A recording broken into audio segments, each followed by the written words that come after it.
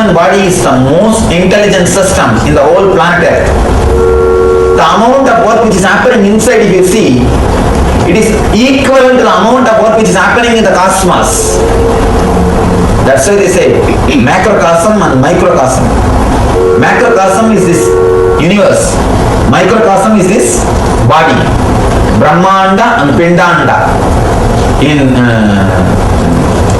Ayurveda, we call the body as Pindanda.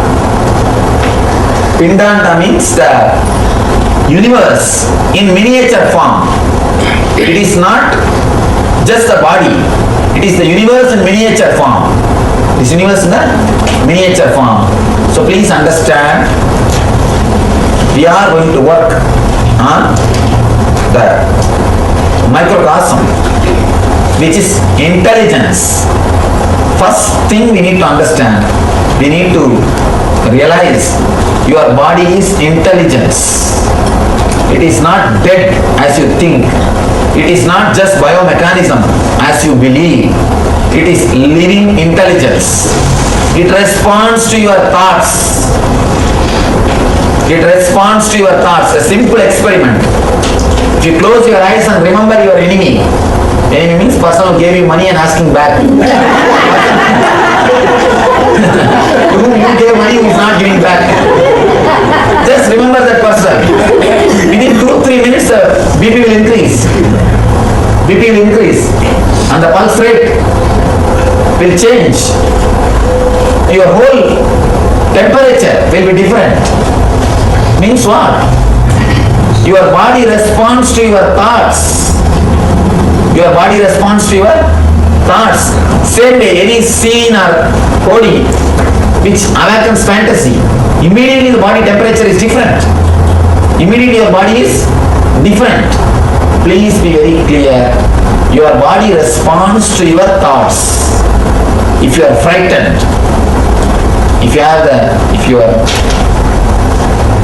suffering out of any fear, if you have the fear stroke, immediately you can see your body temperature is different. Your body continuously responds to your thoughts. It is pure intelligence. Here, we are going to work on the Vada, Pitta and Kapha. The toxins which we are having inside our system.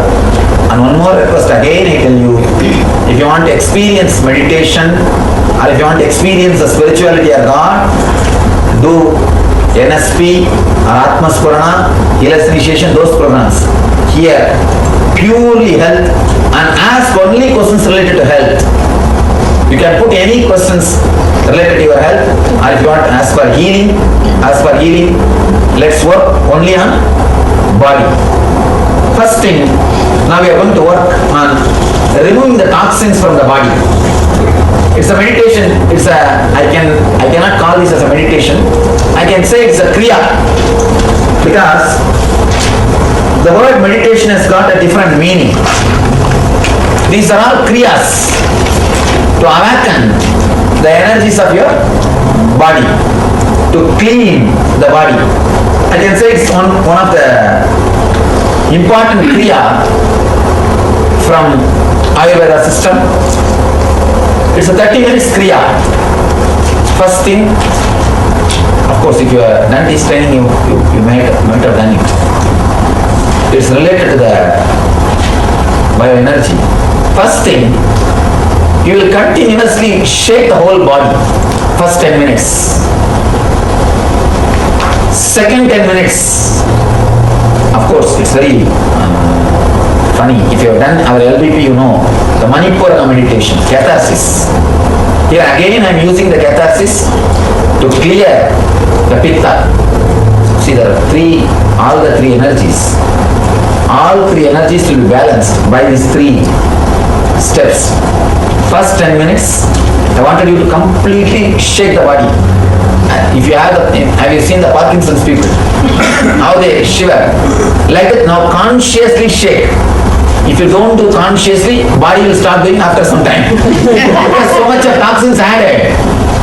What will it do? It will start doing by itself. Now let us clear everything. These are some kriyas to clear the body, to clear the toxins. First thing, 10 minutes, shake. Completely shake the whole body. Don't allow even a single energy center to rest. According to Ayurveda, we have 74,000 energy centers in our body. 10,000 is in the head, 74 in the body. And you'll be surprised, only 13,000 you use from your birth to death. From your birth to death, you use only 13,000. All other energy centers, they take VRS without even joining the duty. They just take VRS without even joining the duty. They never come to life. You never use that. Now, you are working to awaken them. First thing, 10 minutes, completely, wild way, shake your whole body. Your hands, legs, neck, the whole body, as wildly as possible. Let it be completely, let it become like a liquid. I'm just making your whole body as a liquid. As on now, it is solid, just tense, like a stone. That is why you will never allow the energy flow. That is why you never allow the self-healing effect to happen in your system. Whatever prints are there, just you hold them. You just hold them. You never let the breeze in.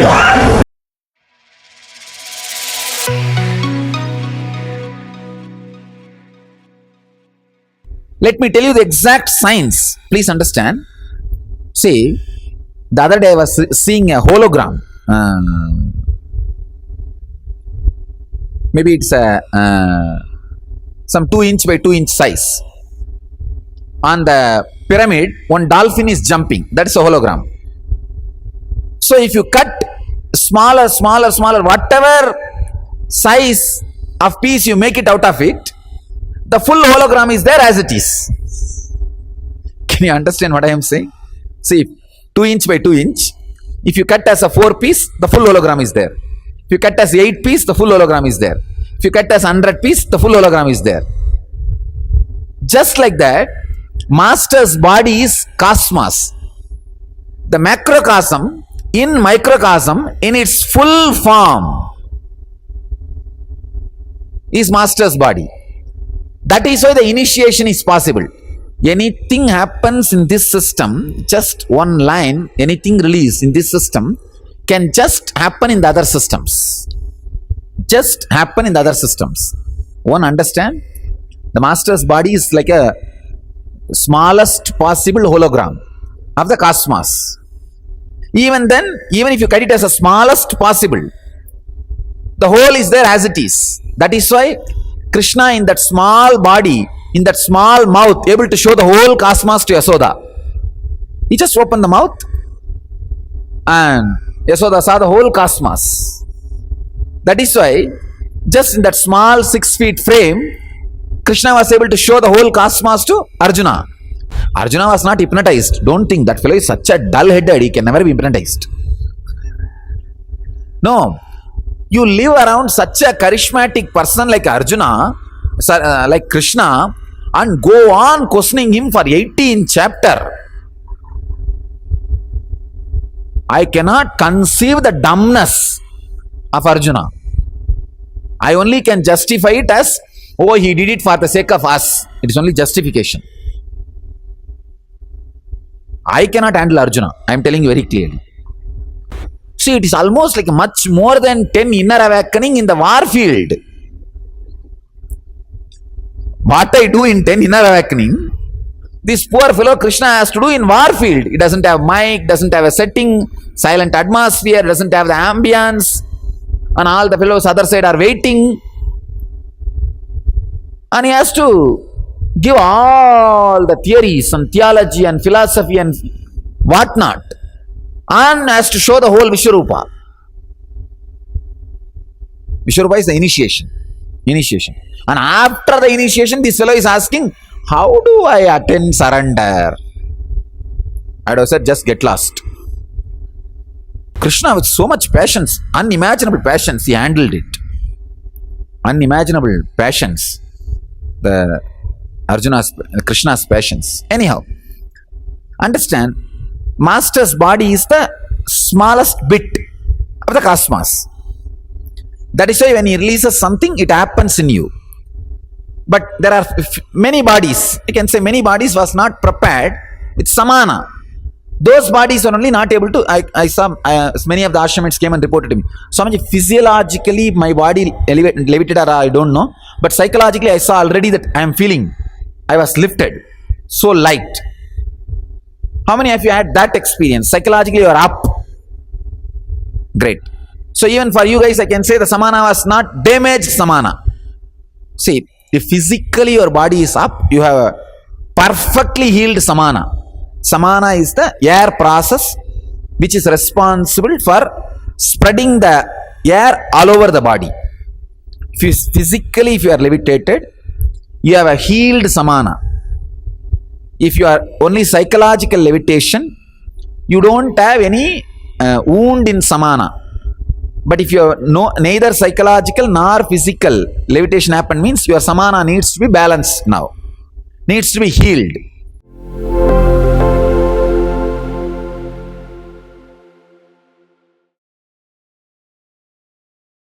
The science of seeing the reflection of the cosmic stars in the macrocosmic body and predicting your future is horoscope.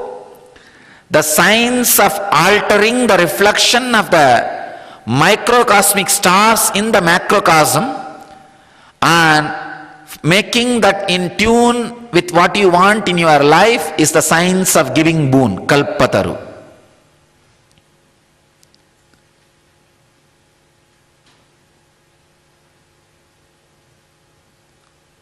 That is what exactly I do in the kalpataru. I look into your eyes, stop the deflections and restlessness created by this Raman effect in your inner space, the microcosm. See the reflection of the stars where the grahas are standing.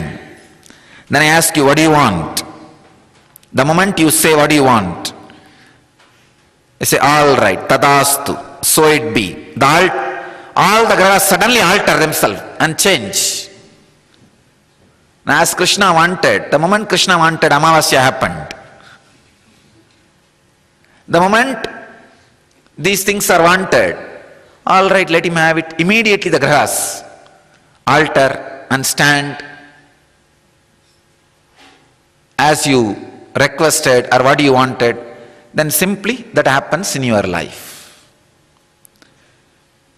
Krishna did the same thing. He saw in his inner space, saw the reflection of the sun and the moon in him beyond the Raman's effect.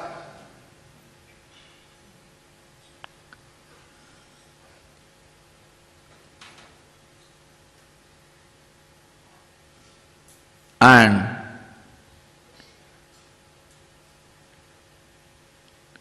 he just looked in. And he saw the sun and the moon were supposed to meet tomorrow. He just looked in and felt, let the Amavasya happen, let both of them meet. The meeting has started happening and he started giving Shraddha. When the meeting has happened in the inner space, it has to happen in the outer space. Both of them landed and meeting has happened. Amavasya was preponed.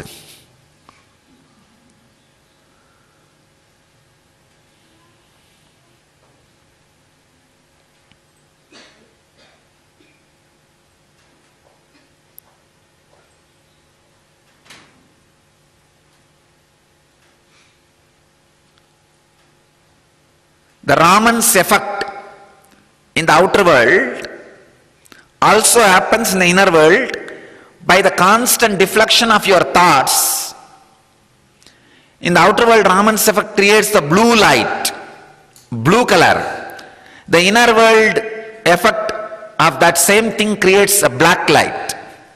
That's why when you look in, you see the black color, darkness. Maybe we can have our own name of the inner Raman effect. Maya effect. Maya effect, which constantly diffuses the restlessness. If you can look through the Maya effect, you will see the stars, the reflection of those cosmic stars in the microcosm, and alter those things as you want and change your life as you want.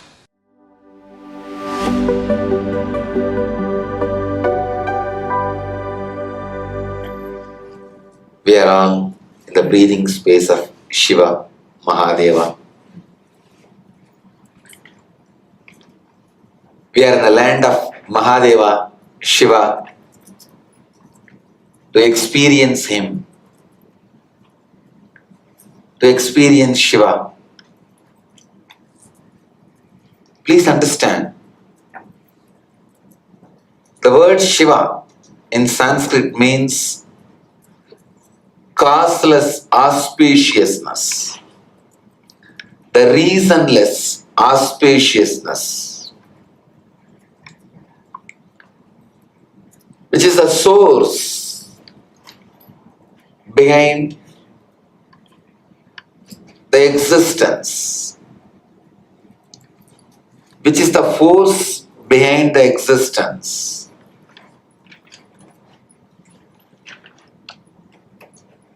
This force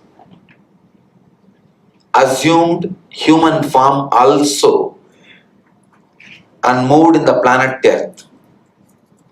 This land is the land where the source assumed the human body and moved around in the planet Earth. And when a divine assumes the human frame, it can any time go back to the higher frequency and reside in that formless state, or reduce the frequency again, assume the human frame. Mahadeva has done thousands of leelas by assuming the human body and again relaxing into the formless energy. This area, this part, this land is the space where he assumes the human body,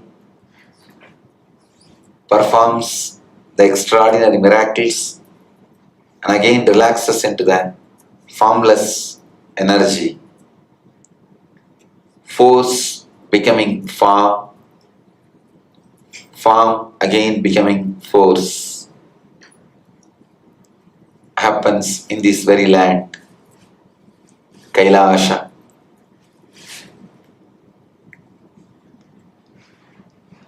Kailash is the mitochondria of macrocosm. Please understand how mitochondria is the energy component of your cell,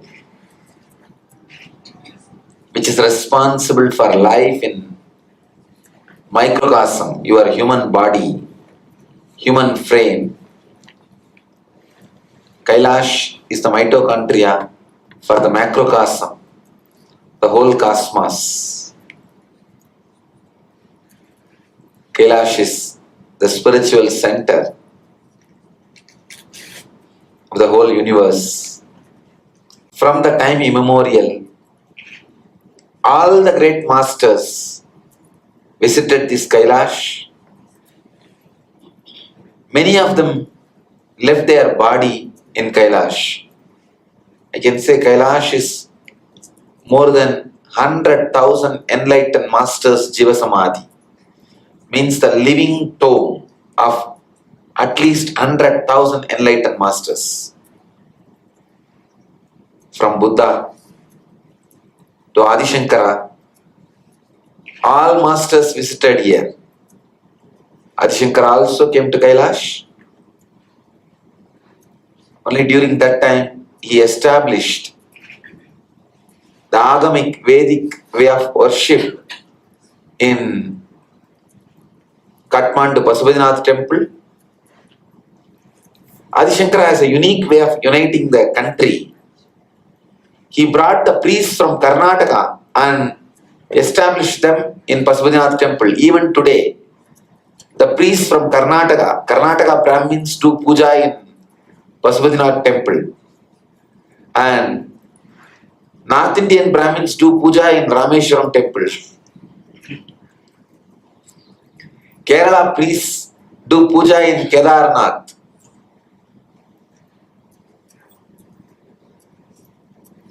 And Badrinath, in both the places.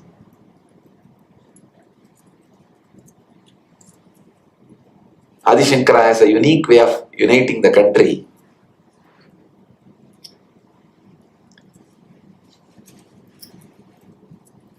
Kailash is the place Adi Shankara received the 5 Shivalingas from Shiva, and Kailash is the place he was in the Abheda Bhava, Advaita Bhava, one with Shiva, and described the glory of Devi in Saundarya Lahari.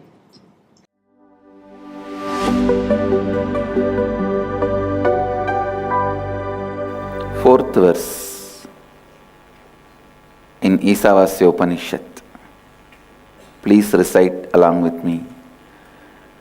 Anejadegam Manasojaviyaha Nainatteva Apnuvan Purvamarshad Tattavato Anyanatyeti Tishtattasmin Napo Matarishvadatati.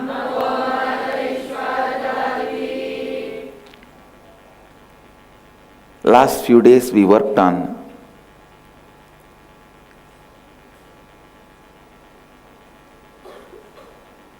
this verse. Understand, this verse is God is declaring about himself.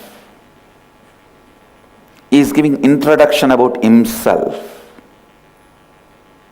Consciousness is declaring about itself. Anejat ekam manaso javiyaha.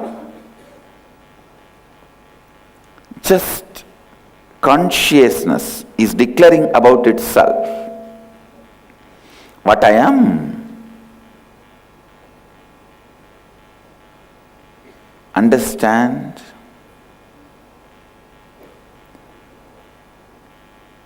Sanatana Hindu Dharma is such, whatever it revealed in its scriptures, yet to be discovered by science, but not lies. Please understand, science is yet to catch up with us.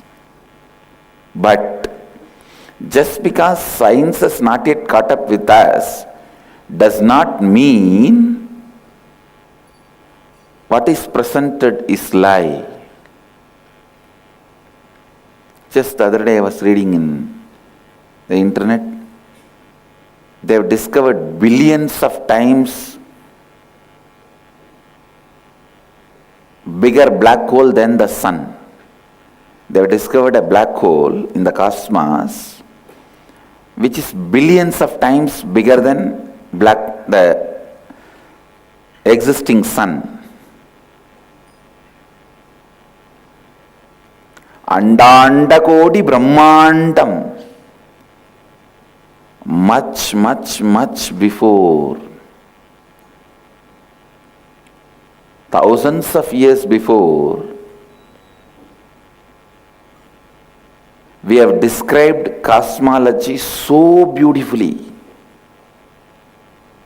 The black hole, which is 12 billion times more massive than sun, is discovered.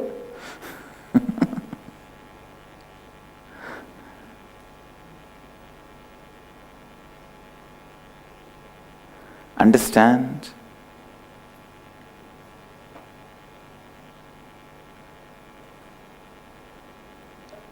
So much has been revealed about cosmology by our Upanishads, Vedic tradition, even about the number, time.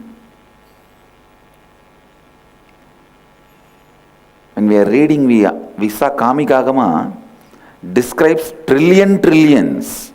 Up to that number, we have a specific word. We don't even use these stupid words like a trillion, no. Because English has no other word, I am using.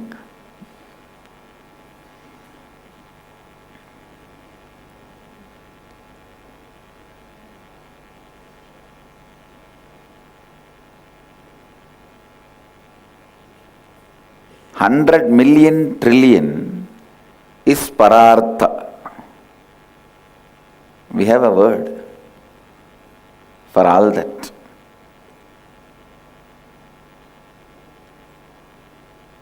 Listen. Because science is yet to catch up, don't think the concepts of consciousness is lie.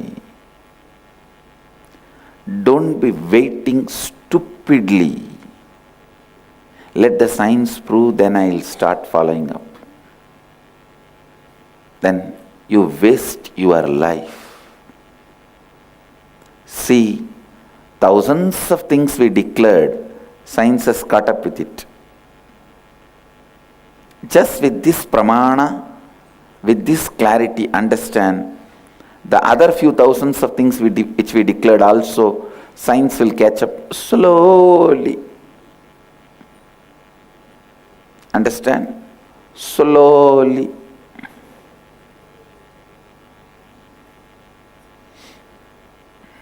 Anechat ekam manaso javiyah nainatteva apnuvan purvamarshat.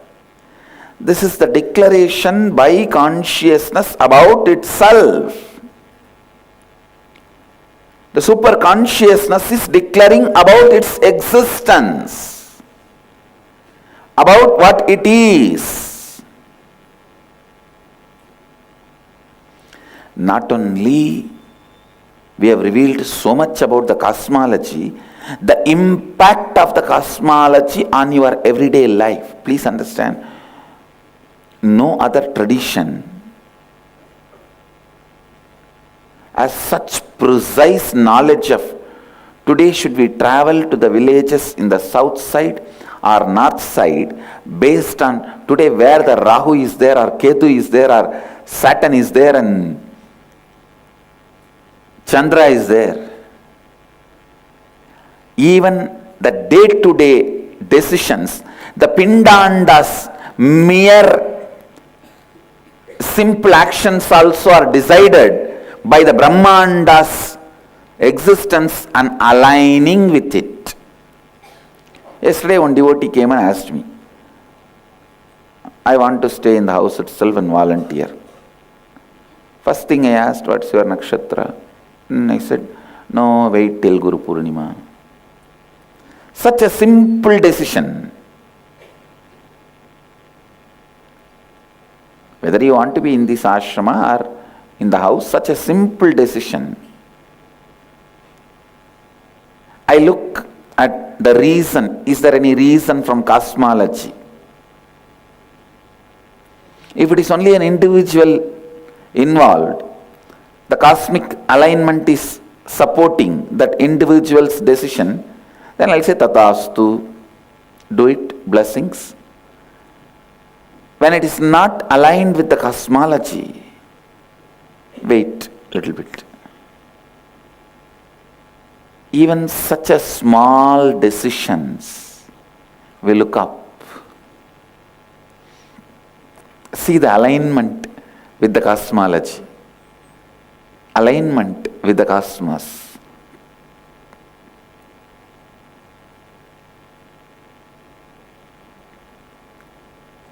Sanatana Hindu Dharma is the tradition worked so much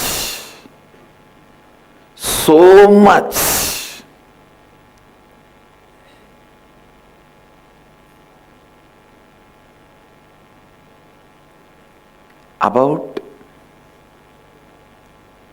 the cosmos and the powers impact our body and mind, and the science of aligning ourselves with it.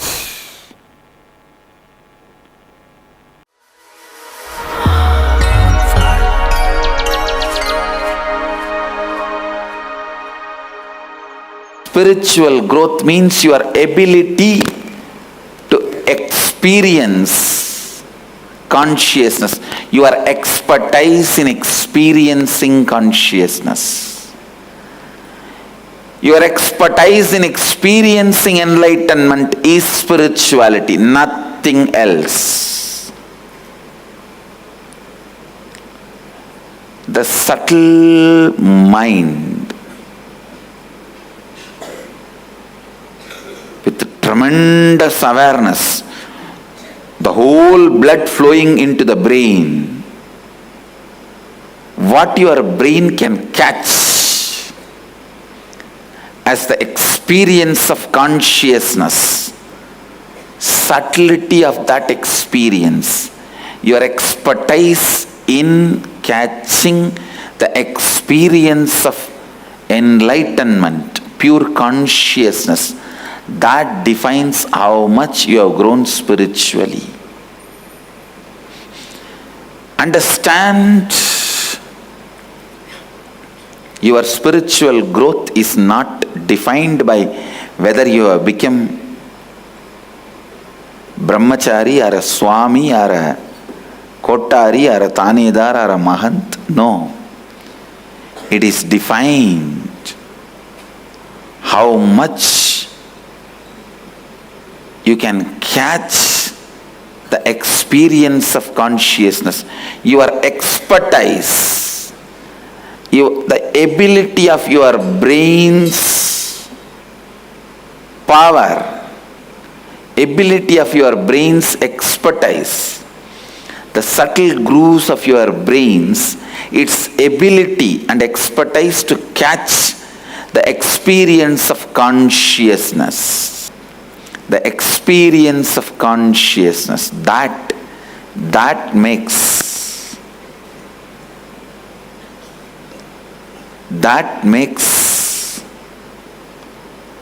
experience of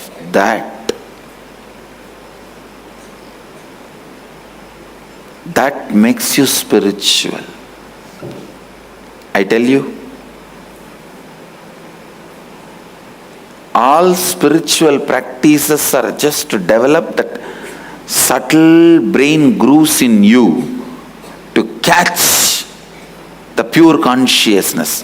Whether you sit in the banks of Ganga in silence in Haridwar, or you sit in the silence of Manikarnika, Mahasmashana in Varanasi, or you sit in the silence of Gomukh, Tapovan, understand,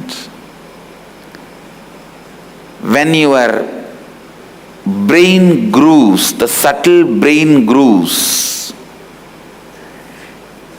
are able to catch the concept of consciousness, the spirituality is awakened in you. It's beyond body, mind. at least before death, you should catch the glimpse of what is consciousness. Please understand, the most subtlest concept or experience of consciousness you got when you are alive, that will only automatically open up when you leave the body. That's the greatest gift you can receive from a master. That is why I am insisting on all our devotees. If you have elderly parents above 60, the modern day above 60 means in waiting list for packing up. If you have elderly parents above 60, don't miss the chance of Varanasi Shivogam. Make sure they are there sitting in Shivogam in Varanasi, because the strongest glimpse of consciousness which their brain can withstand, their body can stand, they will have it in Shivogam process. That will be the greatest gift you can give it to your parents from the master. Many people, when they come and attend the program, they try to take the Rudraksha, something from me as a gift to your family and friends and parents.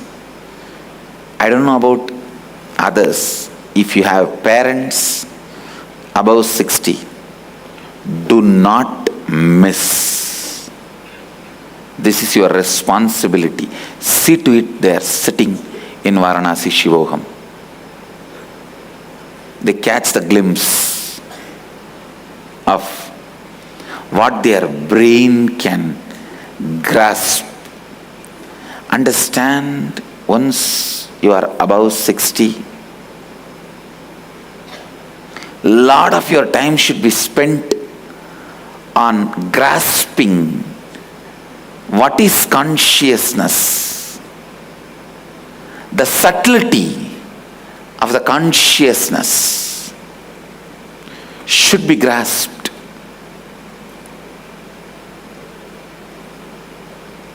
It's not that youngsters don't need to. Elders have to does not mean youngsters don't need to. Don't give your own meaning to my words. When I say elders have to, that's all. Youngsters also can, or after you become an elder, you have to. That's all. Then naturally, I'll be giving only energy sessions. Acharyas will be conducting the classes. The more you delay in our Sangha, any program, the more you lose my physical presence directly. That's all. That's the truth. The more you delay, the more you are going to learn from teachers.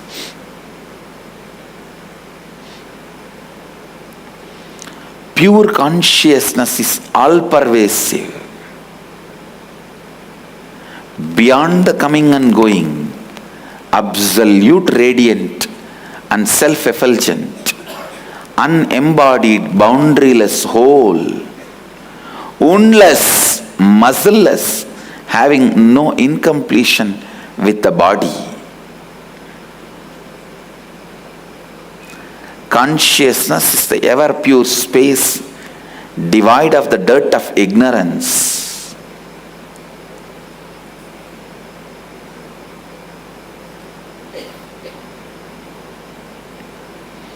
Today I wanted all of you to meditate only on the first line. Pure consciousness is all-pervasive, like space beyond the coming and going, absolute, radiant and self-effulgent. Just on this line,